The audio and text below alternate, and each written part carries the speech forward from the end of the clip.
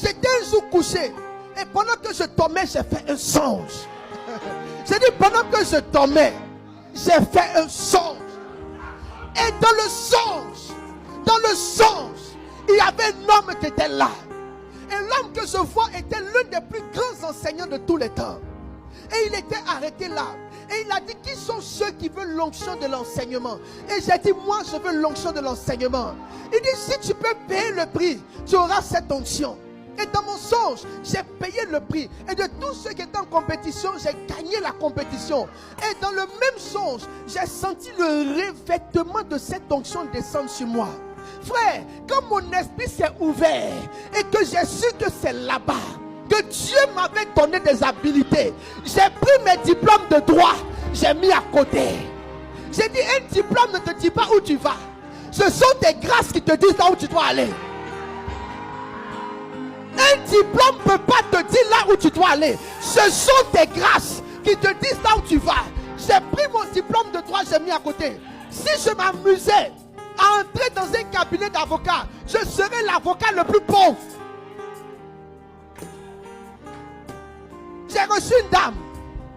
Qui veut mon histoire? J'ai reçu une dame. Son mari est avocat.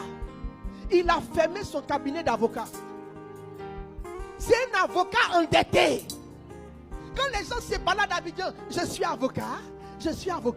Même si tu es papaye, ça fait quoi?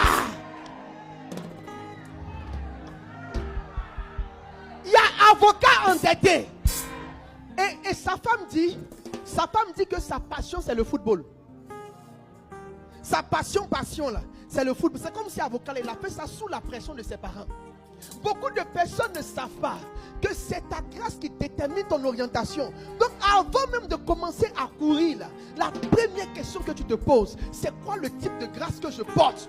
Quand j'ai fini le songe et que j'ai commencé à enseigner l'évangile de Jésus, et que j'ai commencé à prêcher la parole de Dieu, je vous assure, des faveurs que je n'aurais jamais pu avoir dans un cabinet. J'ai dit bien des faveurs que je n'aurais jamais pu avoir dans un cabinet.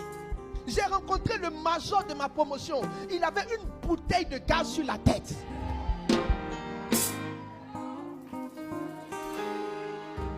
J'étais dans ma voiture et j'ai croisé l'un des gars les plus performants de ma promotion. Il était à pied. Je n'ai même pas fait attention. Je venais de finir la matinale. Donc j'étais là seul dans la voiture en train de rêver dans le ciel. Et vous voyez, quand j'étais dans la voiture, il y avait une certaine fraîcheur dans la voiture.